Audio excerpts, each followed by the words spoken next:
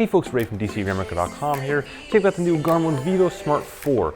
This was just announced today, and it's actually available today, which is almost kind of unusual, and it's priced at $129. Now this watch here, this wearable band, not really a watch, band is designed to compete with Fitbit, of course, head to head, and in particular with their Charge series. Now Fitbit just a couple days ago announced their new Charge 3 device, and Garmin here has their Vivosmart 4 device. As those names imply, this is the 4th generation Vivosmart device. The Vivosmart fits an entire kind of Garmin Vivo lineup as sort of that mid-range option in terms of the Vivo stuff. So at the very bottom you got the Vivo Fit, which is just kind of a really basic activity tracker. Then you got the Vivosmart, which includes things like smartphone notifications, optical heart rate sensor on the back, basic workout modes, and then towards the top you have the Vivo Active line, and that can include now music as well, like streaming music and payment, contactless payment, all that kind of stuff is there. This does not have either of those things, and once you get beyond that, you get to things like the Forerunner and Phoenix line that's definitely more sport focused. On this unit here, a lot of it's pretty much the same from years past, so you have kind of some basic activity modes, no GPS in this, and unlike Fitbit, no ability to pair it to a phone for GPS tracking. You can, of course, pair this to your phone for smartphone notifications and things like that, but in terms of getting a GPS track, not gonna happen here. Kind of ironic given Garmin is a GPS company. Still, there are two new features on this, really just two. Kind of like Fitbit, there's not a ton of new features. In this case here, there is the addition of pulse ox, which is something that Garmin introduced on their Fenix 5X Plus line back just this past June. That's their most expensive watch they have. And what pulse ox is the ability to get SpO2 readings. So SpO2 readings are your blood oxygenation levels. In the case of the Fenix 5X Plus, that was really designed more for high altitude hiking and stuff like that, whereas this is really about sleep tracking, which is kind of the same train or track, if you will, that Fitbit is taking with their SpO2 addition to the Fitbit Charge 3 as well as the Ionic and Versa watches. The second new feature here they've added is called body battery. And what that does is basically give you a score throughout the day that you can kind of use as a bit of a guide to whether you should be taking a workout or giving a workout or doing a workout or just simply watching, binge watching some sort of movie or something like that. And the idea actually makes a lot of sense. One of the things I've talked a lot about is that you can use resting heart rate data, for example, or HRV data to understand what your body is doing. But a lot of these numbers are in different buckets on these devices, and you can't really correlate it all together. That's what Garmin's aiming to do here. They take your sleep data, your resting heart rate data, your activity tracking data, they pull it together and give you an overall score for the day. Now, before we get too far into that, let's talk about how well it works. So the first thing I'm gonna do is just simply show you these features on the watch itself, and then I'm gonna show you on the app and kind of show you what the data's looked like for the last couple of days. I'm not entirely sold on it yet. Oh, and one more thing, the battery life has changed from 5 days up to 7 days, also matching exactly what Fitbit has done with the Charge 3. So here we are on the unit itself. Now it's not an always on display, which means you either raise your wrist like this to have it turn on, or you can just double tap it to go ahead and have it turn on as well. It mostly works. Sometimes it's a little bit finicky. To swipe through the menus, I just go up and down. So you can see it kind of turned off. So raise the wrist again, swipe through the menus, just go up and down. So there we have steps for the day, 3,129. We have stairs for the day, I've done 0. Intensity minutes for the week, that's basically on kind of a more intense exercise. We have weather, that's coming from the Garmin Connect mobile app, so that's brought in there.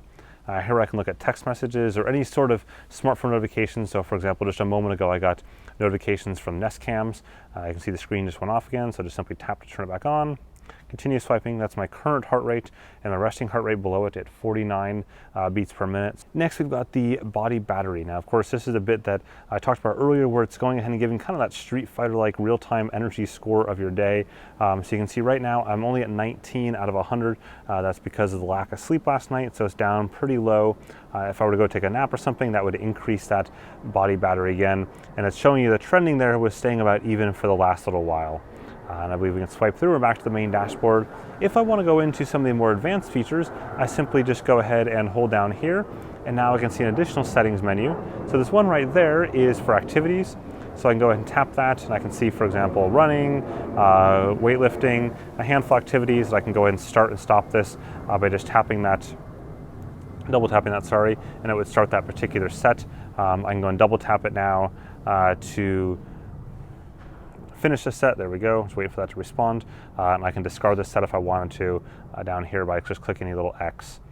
I'm gonna go back to the main menu and I'm gonna show you the new pulse ox feature. The vast majority of the features on this unit are the same as before. So I'm gonna go and hold down right there for a second. You feel a slight vibration in the band itself. And then you can see we have settings up there, telephone, Bluetooth smart connection options, a little clock for timer related stuff. And then we have a person with a heart over it. So I tap this person right there. The middle one is a new pulse ox option. I can also go into VO2 max. I can broadcast my heart rate via AMP Plus to other devices. So for example, if you had a cycling edge device to pick that up, or even other branded devices support AMP Plus. Turn this back on again. And then we have the pulse ox. I'm just going to tap this right there, and now it's going to measure. I'm going to hold my arm up here, and you can just barely see a little bit of the red sensor there turning on in the background. I'll throw another photo up right now to show what it looks like a little more clearly.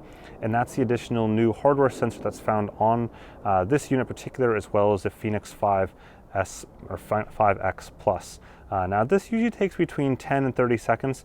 The holding it up like this isn't really the best way of doing it. It's not as stable, and I find I don't really tend to get as good of readings as if I'm just sort of sitting somewhere and letting it lie against a couch or whatnot.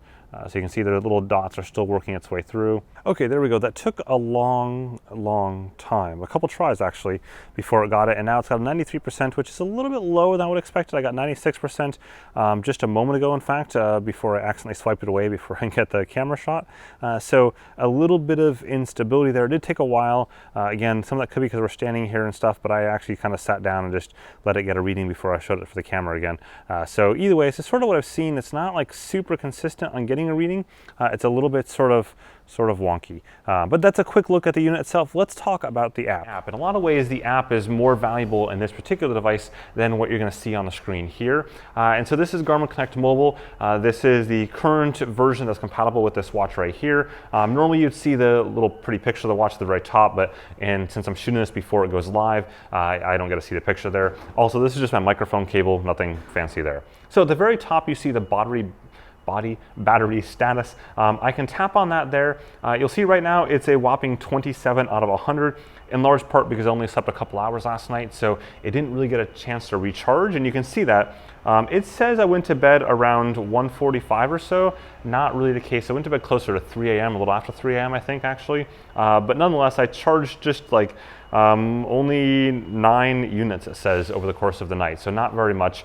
Compared to the day before, if you look at that, for example, pulling up August 29th, you can see from 12 a.m. to 4 a.m. I charged all the way back up again to 100%, which is somewhat ironic. It only took 4 hours to charge. So does that mean at 4 a.m. I was like ready to go? Probably not, because I actually woke up briefly at 6 a.m. to sort out one of the babies screaming, and I can tell you right then and there that would have been a horrible time to wake up. I felt like crap. So I'm not really convinced that the charge thing is quite right. Like I would say for last night, that actually probably made sense, but the night before, it seems to be a bit short. You can see it tops out at 4 a.m. there, and then it says I'm, start going into my battery around 8 a.m. When I woke up for real. You can see down at the bottom there's these little like gray icons with bicycles on them. Those are activities that I've done with automatic tracking. In this case, it's just a commuter bike ride, so I didn't track that with GPS or anything like that. Whereas the green icons are actually workouts that I did. In this case, it wasn't actually on this unit, but on a Edge 1030 that it synced it across using Physio TrueUp. But you can see there was almost like no impact of that. And these weren't very long rides. They were only They were only 25 minutes a shot, not super hard, but there's virtually no difference between that and sitting there eating dinner. Like it's identical. Sorry, still construction. So I'm not super convinced on this, and if just to like lay this point down even more, if you look at the night before that, you'll see that I went to the gym there, and the gym only cost me 3 units of body battery. So I was there for like 45-50 minutes, reasonably tough circuit workout, and this was like shrug. In fact, I actually gained after the gym somehow. So I like the concept. I think the concept is spot on, but I think the execution, it's not quite there yet, at least for me in the first couple days. Again, this device is shipping today with this firmware and this app, so we'll see how things work over the next month or so and see how things shake out. Going back to the homepage, you'll see this Sleep Pulse Aux. So the way pulse ox works is that you can't actually see it for like standard reading. So the reading I just took there, you can't see on the device or on the app itself. They don't go anywhere. Instead, you just have to look at the sleep data, and you can see here it shows 94% average SpO2 from last night's sleep. The thing that I've noticed though is that after you get past enabling it all, which is kind of a little bit clumsy, it doesn't seem to like take readings all night long. It just seems to like pick a random point throughout the night and call that the point that's going to take a reading.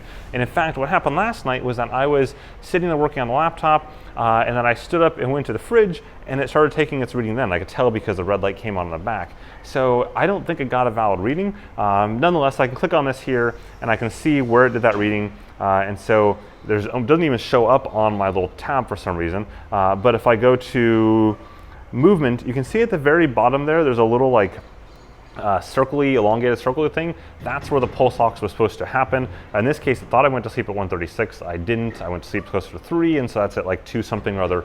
It did that there. So again, I'm not necessarily convinced this is working quite yet well, but it's still kind of the first couple of days. I did see a little video that one of the Garmin folks shot showing me how it looked on their data there, but even their case was only like an hour and a half band there where they actually did get those pulse ox readings. So we'll see about this. In any case, there you go, just a first look at the new Vivosmart 4. I'm excited about the concept of the body battery. I think that is spot on what companies need to do. I'm just not convinced the execution is right yet in this device. Also, Garmin says it's just coming to this device, but we haven't, like, they have all these other watches that cost like 5 times or 6 times or 7 times as much, and they haven't committed to whether or not that functionality will come to those devices. That takes no additional hardware, that's purely a software update to do that. Whereas pulse ox is definitely a hardware thing. It's a different hardware sensor on the back, and that's something that obviously is missing on everything other than the 5X Plus. I would hope to see that over the next few months, or any other watches from here on out should have pulse ox in it. I would hope so anyways. I think that would be a serious facepalm moment if Garmin released any new watches from this point forward that didn't have pulse ox, given they've bracketed the cheapest watch to the most expensive watch with having that feature, and given that Fitbit has basically done the same thing on their side, so that's like competition. So anyways, if you found this interesting, go ahead and mark that like button at the bottom or the subscribe button. There's plenty more sports technology goodness coming. This is definitely a season for wearables here from now until roughly the end of September, maybe early October, so you do not want to miss out on any of that goodness. Have a good one.